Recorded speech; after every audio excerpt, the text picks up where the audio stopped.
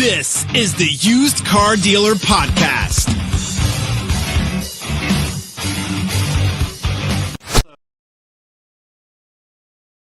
Zach here, and today we have a very special guest on the 50th episode of the Used Car Dealer Podcast, Steve Greenfield, the founder of Automotive Ventures, an industry-focused venture fund, and the highly regarded Automotive Intel Report. Steve has held numerous leadership positions at tech companies like AutoTrader and TrueCar.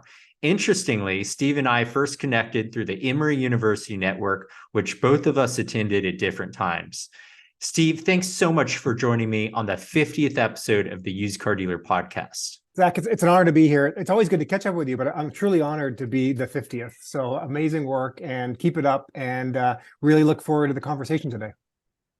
Thanks, Steve. And it's been quite a while since we last had you on the podcast, and you've accomplished some incredible things with Automotive Ventures and the Dealer Fund. So for the listeners who may not be as familiar on your recent work, what are some of the standout highlights in the past year? What's funny, Zach, I like to look back at the end of December at my year and try to sort of take inventory of what I accomplished. And last year was a busy year, but I was very focused. I'm going to have a hard time superseding it this year. But we've made 18 investments out of our first fund so far. So we're investing about once per month. We launched our second fund, which I know we'll talk about today, the Dealer Fund, which is a vertically focused fund where we've got dealers as investors investing in solutions that benefit dealers. I got a book out, so the Future of Automotive Retail is out and available on Amazon, and that's been generally very well received by the industry. I am the chairman of a public company, a SPAC, which has its own pros and cons right now, given where the market is. But we've actually found a company that we're in the process of de-SPACing and should have that company public here within the next couple of months. That's been a really great experience. My first experience on the board of a public company. And then last, I would say, we also launched to as a complement to our two core funds, our investment club.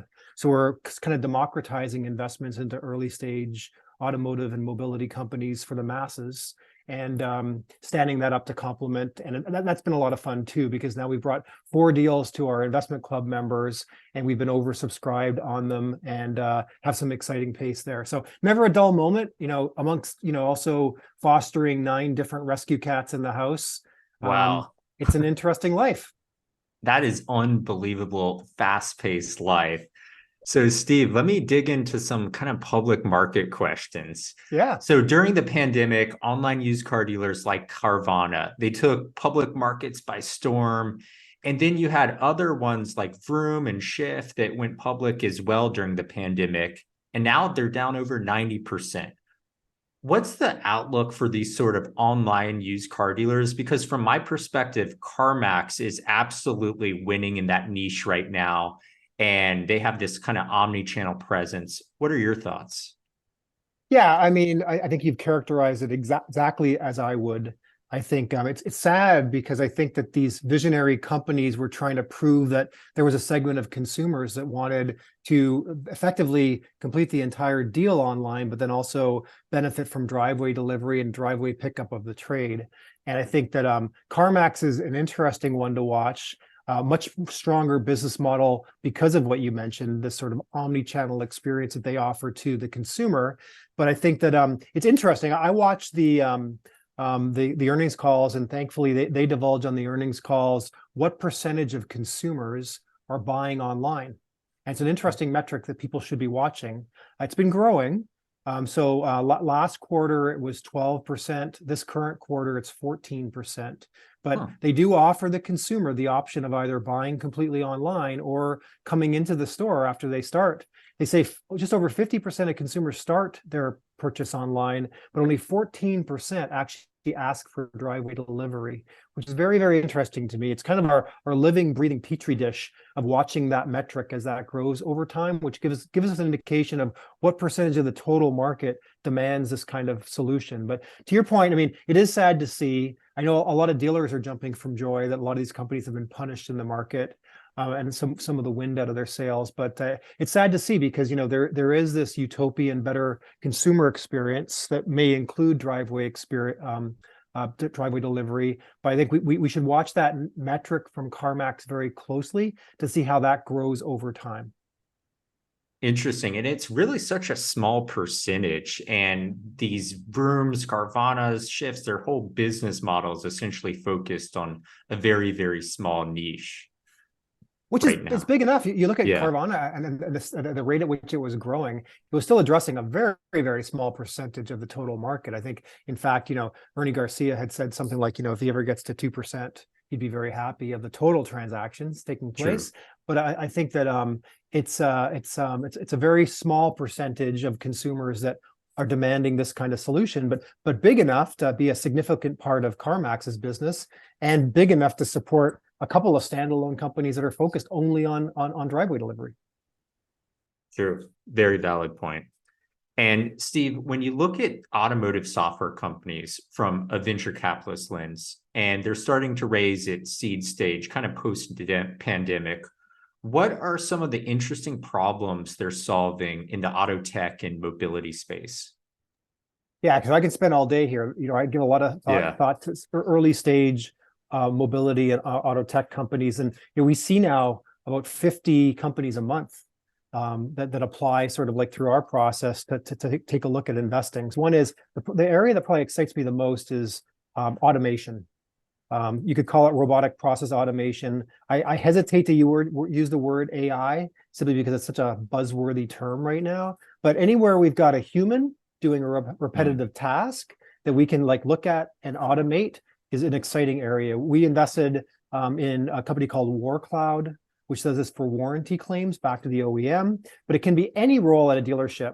I'm looking at taking that role and saying, what's a manual repetitive task that we can automate through technologies? So that would be one. Number two, I'm keen on EV incentives. You look at the EV incentives today, and it's a bit of a Rubik's Cube of whether my salary allows me to participate, where the car is built, where the battery's built. Even local incentives will mean it'll be binary. You'll either be eligible or not, but then the amount that you're eligible for as well is going to be something that data is going to be able to figure out, but everyone's going to have to consume that data. And I imagine where you'll take me later on is talking about sort of unbundling vehicle features and charging for them by the month. But this whole quagmire of vehicles as a service will mean many new businesses need to get spun up. So I'll be happy to chat about those today if you'd like. Battery technology and then also charging infrastructure. I mean, if we're going to, you saw the JD Power stats recently about 21% of chargers that are out there don't work currently. I mean, it's one thing to stimulate, demand and build a bunch of chargers, but we have to also make sure that that software handshake with the car, when you plug it in, it recognizes the car and something doesn't fail. And we don't just drive people to call 1-800 numbers that are on the side of the chargers, because that's a bad experience. And right now, 1 in 5 consumers face that when they try to plug into a charger. So I think there's no shortage of very interesting problems that need to get addressed by early stage solutions. And I'm counting on a whole new wave of entrepreneurs to tackle some of these issues. Very fascinating. And kind of continuing on that EV topic, I heard you speak at NADA this year, and it was excellent. And you talked a little bit about the EV space. What's your perspective on the disruption in the service side of the auto industry, specifically around BEVs and also over-the-air updates? So great question. And I love this question because I get to talk to a lot of dealers now, either, the partners who have invested in our funds, our 2 funds, or, at a lot of 20 groups. And this is the area that I encourage dealers to spend the most time paying attention to right now. We can talk about the agency model and OEM disruption, but I'm most interested in what you just asked. So, with over-the-air updates, if the OEMs have their way, the automakers, then they're going to avoid a lot of the warranty work and the recall work that goes into dealers today. So they're going to feel less of that work that comes in, which, some dealers don't like that work, but a lot of it's bread and butter work where you're getting reimbursed from the OEM, like clockwork, right? So pay attention to that, because the automakers are focused on avoiding a lot of those costs by providing software updates in lieu of the car actually coming into the dealership. The dealers may start to feel that. I think that the EVs will have longer service intervals, no oil changes, no spark plugs to change, et cetera. But countervailing that, the positive is it's going to take a more sophisticated technician with more sophisticated tools. So the hourly rate's going to be higher. And one thing that hasn't been talked about that I believe is true, you're seeing this play out, and you continue what will play out in the courts around, right to repair acts, which will mean the average independent repair shop will have access to, getting data off of the car. But that doesn't mean that they can invest in a technician that has specialized skills to work on that particular car, nor have the tools to be able to work on that car. So I think what we're going to see is a flattening of that defection curve, where 70% of consumers at the end of their warranty period start using an independent repair shop. I think, if anything, the dealers are going to be busier than ever, because despite the fact that on an individual car basis, there may be a longer service interval on EVs, the EVs are going to come back with a much more loyalty over the lifetime of the car to the franchise dealers. And when you stack them up, you're actually going to see more cars in the service bays. For individual cars, you'll see less frequently. Interesting. That's a huge catalyst. And I like that you brought up the right to repair bill, because that kind of, I guess, almost throws a curveball for OEMs, because service is a big core part of like franchise dealers' businesses. And even if an independent repair shop that's non-OEM affiliated can make a warranty, service fix, that's revenue out of that department at that franchise store.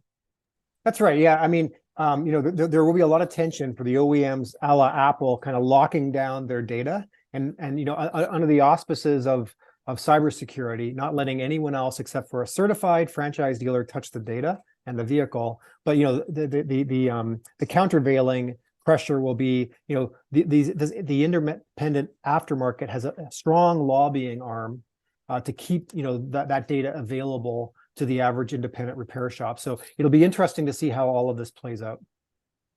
Agreed. And kind of moving on to another like future discussion, autonomous tech. Here in my neighborhood in San Francisco, they're testing autonomous vehicles all day long, Cruise, Waymo. And it's been a big hot topic in the industry over a decade. And at one point, Elon Musk, he predicted that we're going to have 1 million robo-taxis by 2020. From your view, where are we with autonomous technology right now? So this may be controversial, but I think, in my lifetime, and I don't know how long that will be, but in my lifetime, we won't have level 5 autonomy, meaning you can take a nap in the back seat in the middle of a snowstorm or a thunderstorm. The technology today uses either cameras or LiDAR or radar or some combination thereof, and basically comparing where the car recognizes it is versus a reference map, right? And if the lenses aren't clean, or they're covered in rain, or they're covered in snow or debris, then it can't measure where it is versus the reference map. So while tests are taking place in San Francisco when there's clean weather, you see even this week or last week, they said that some of these things shut down in the fog.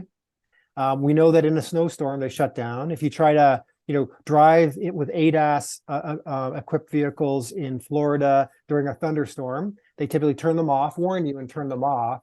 If we go full autonomy with no steering wheel and no pedals, I don't know how to reconcile these things, right? Where we're relying on clean lenses and mapping against the environment. So I think that where I grew up in Toronto, I don't think that we're going to have full autonomy for like 4 months of the year when there are other snowstorms or there's salt caked to all these lenses. And then how do you certify the lenses are clean enough that the car can actually register with its environment? So I think that it's a stretch. The flip side, though, I'm not a disbeliever. I think for a lot of commercial applications where you aren't moving around, human precious cargo, I think there's all kinds of autonomy that's going on in construction and mining, agriculture, et cetera, where you can have machines working 24/7 and not have to have human supervision, but the machines can be working. And the worst case, they're going to bump into each other and not damage any human lives. So another futures question. And we talked about AI being a big buzzword. ChatGPT has become the fastest growing consumer software product to date. As an investor, what are your thoughts on AI's potential implications, not just in like auto retail software products, but also from like the data, like inventory pricing, trade appraisal pricing? What are your thoughts on that perspective?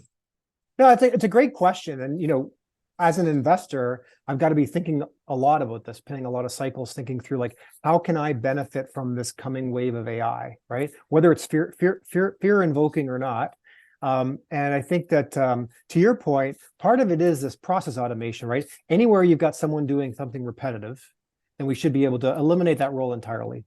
Number two would be augmenting someone's intelligence. So if I'm sitting in a seat making decisions, drafting emails or text messages, or creating creative to go up on a website, let the AI do it. They can do it consistency. It's always within brand parameters of the OEM, and you should be able to magnify the effectiveness of that individual who's like the creative person, or the accountant, or anybody who's operating a spreadsheet. And then I think to your point, I think in terms of your question, inventory pricing or trade appraisal, I think it's around consistency, right? How are you consistent? When you bring in a 3-year-old Ford Mustang to a dealership, the appraisal might be different depending on whether Bob or Sally is working that weekend.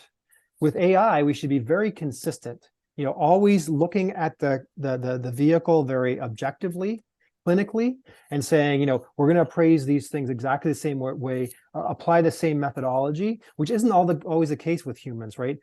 So I think that there's a brand new wave, I think, of innovation coming with AI. It's going to be very exciting. And I think a lot of it will be in the bucket of either saving costs for dealers, automating, augmenting, et cetera, making your employees more productive, or to your point, bringing a lot of consistency, which also, again, should either drive more revenue or save costs.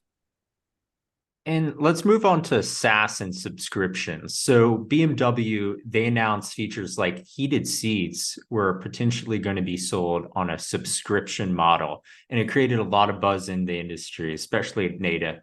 What's your perspective on subscription features in a car? And what does it mean on the used or the pre-owned side? Well, let's say that new car was leased with, full heated seats, and then it comes to auction and a consumer gets it and it's pre-owned. What's that subscription mean? How's that managed? This is my favorite area right now to talk to dealers about, because usually I get a blank stare. So one, I'll start off by saying, I think it's inevitable. I know people have this visceral reaction to saying, oh, they're going to build features in my car, and then I'm not going to get them unless I pay for them. But I think, we've conditioned a younger generation to pay for everything on a monthly basis. And if I told that same person, hey, look, how about only paying for the heated seats in the months that you actually use it? Suddenly they're like, oh, that would be okay. It's just a positioning issue, right? It's a positioning issue. We're only going to charge you for the things you use. If you don't use them, we won't charge you. And that's great. So I think there's a positioning issue. I think it's inevitable. To your question, I think this is an amazing thought experiment. So if you're working at a BMW store as a used car manager, and I bring in a used Mercedes, and let's say it's 5 years down the road, and you look at this used Mercedes and you're like, I don't know which of these features are going to be turned off when the consumer goes home tonight and cancels all of his or her subscriptions on the vehicle. So the consumer is going to walk out of there, take their check from you, and go home and call up their credit card company and say, cancel, cancel, cancel, cancel, cancel. So the next day you're going to arrive in the lot and suddenly it's going to be a base model. And you thought you had this enhanced model, extra horsepower, extra handling, high definition headlights and heads up display, and you name it, right? You name it. I think there'll be a number of different features going forward. Well, you can see it today. Just go to the BMW website and configure a car. You can see a lot of those features are optional. They're building them in the car. And, with software updates, it's going to become accelerated. So when you think through that, and then, then you're test driving that same vehicle, 2 weeks from now, and the person comes in, they want to test drive the Mercedes. It would be nice if that used car manager, that BMW used car manager, could toggle on or off the features to show you what it's like with an extra 50 horsepower or better braking or enhanced range on the EV battery. But so we're entering a brand new era. And I think as you think through this, I mean, you're an entrepreneur, Zach. I mean, you'll think like, oh, okay, well, we need to do a lot of things here, right? Build data, OEM build data. There's going to be like the window sticker of the future is going to have a grayed out area to say optional. Right. It isn't like today, you ping a database with a VIN to get OEM build data, the original window sticker data, you know what's on that car. But when cars come to the auction, you aren't going to know by the time the car runs through the auction lane, what features it's going to have. Used car managers are going to like their heads are going to be spinning. And then the question will also be, you know, in the case I mentioned to you, you're a BMW used car manager. If you convince the consumer that buys that used Mercedes to upgrade and spend another $200 per month on options, are they going to get a rev share? They should. Yeah, that's complicated. I mean, think of that revenue. It's all profit margin. It's the nicest kind of profit margin revenue. It's recurring. And they should, you know, in this case, you know, Mercedes should spiff the BMW dealer if they can convince the consumer to upgrade. So there are all kinds of businesses that need to get built around this. And I think, you know, there will be a department within dealerships in 5 years, which is used vehicle subscription services. And it could be the most profitable division or department within a dealership. But how do you staff it? How do you even think about these things? You almost got to like not get the cart before the horse and see how these things play out. But I mean, it's potentially very lucrative in the future for dealers. Definitely agree on that. And let's talk about digital retail. That was another buzzword in the pandemic. And there was a lot of interest from dealers, how they could sell inventory online. A lot of them were kind of like e-commerce widgets for dealer websites. Roadster was a big winner of this movement. But some of the DR tools have shuttered. What's the next iteration of DR in the industry beyond like the standard e-commerce kind of widget we see in DR tools today?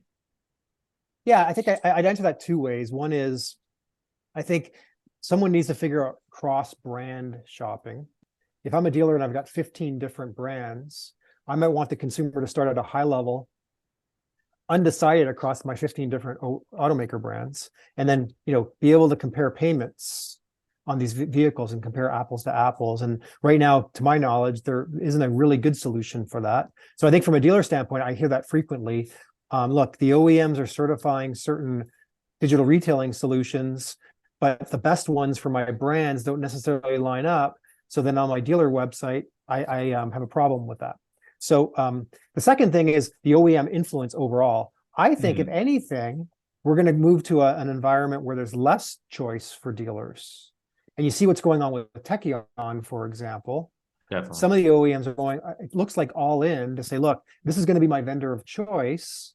And I'm going to encourage my dealers to use it because the experience is going to be far better and far more customized to what the OEM wants. So it'll be interesting if, you know, a couple of years from now, there's less choice for dealers and they're effectively dictated which solution that they should be using for digital retailing, which integrates seamlessly back to the manufacturer site as well. So I think those are the two trends that I am anticipating in the future.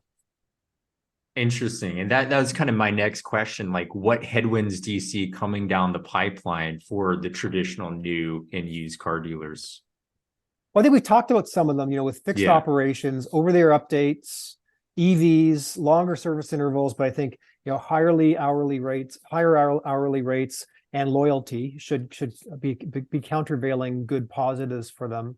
You know, I think that margin compression is going to come back. I believe that new car inventories inevitably are going to come back. Incentives will come back.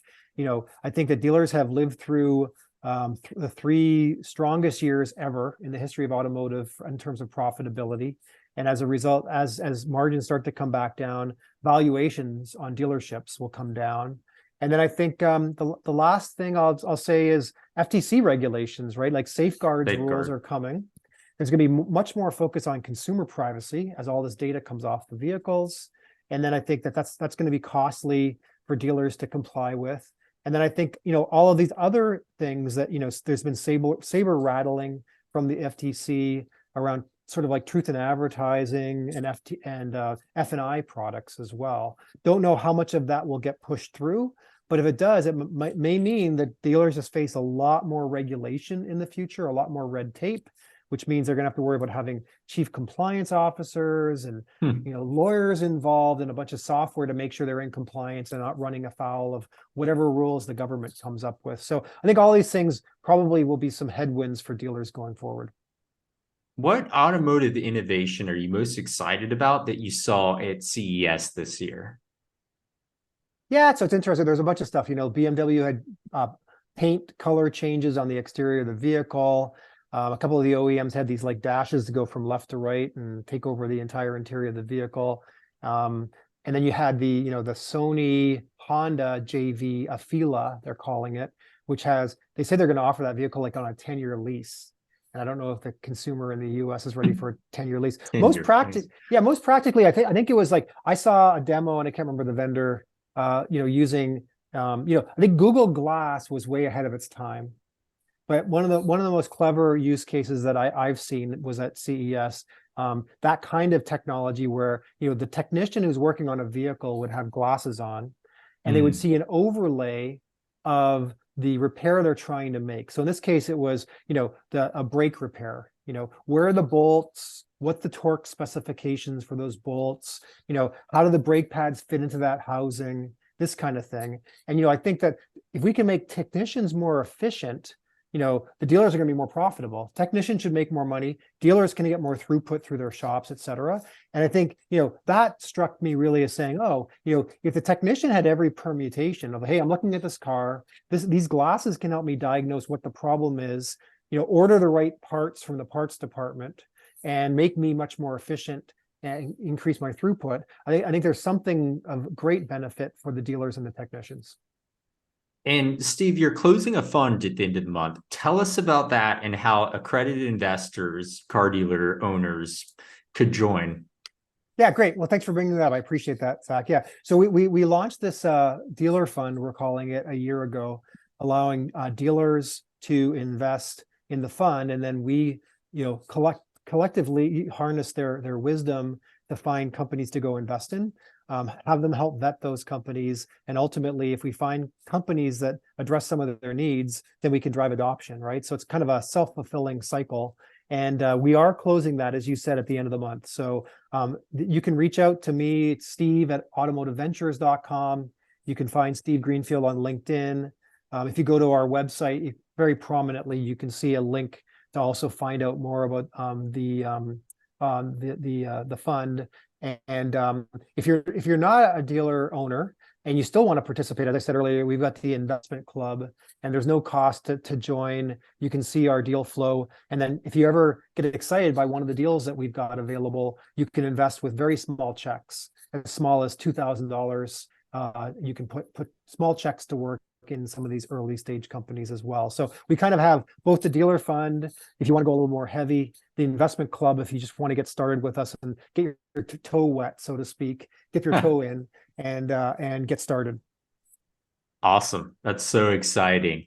And lastly, you're an amazing speaker. You're a Delta Million Miler, which means your second home is a Delta One plane seat. What are some of the upcoming industry events dealers, allied industry listening can see you speak at? Well, I can thank Delta because it is like my home away from home. I spent a lot of time on airplanes, but thankfully to Delta. But no, I a bunch of stuff coming up. I've got the Agent Summit in Las Vegas in early May. I'm speaking there about the future of automotive retail. So if you happen to be at the Agent Summit, please drop by my session. I'm speaking at the Commercial Vehicle Summit that same week, early May. I'm the Masters of Ceremony at the Reuters Automotive Retail Conference in Las Vegas, May 15th to 16th. So if you are going out for that, which I highly recommend, ping me ahead of time and we can meet while I'm out there. And then, rounding out May, I'm going to spend, I think, 3 days in Israel starting in May 22nd. There's a mobility conference there focused on early stage companies called EcoMotion, which is getting a lot of traction in terms of exposing VCs to early stage companies. So I've got a little bit of international travel coming up next month as well. Wow. So exciting, Steve. And we really appreciate you joining this 50th episode of the Used Car Dealer podcast. You've dropped a lot of knowledge bombs on us. Thank you so much for joining. Well, Zach, before we depart, let's thank you for everything you're doing. A very selfless act to share all this intellectual capital with the industry. So I appreciate it. And I'm a great fan and listener. So I hope everyone enjoyed today's episode and keeps listening. And I'll be back for your 100th episode if you'll have me back.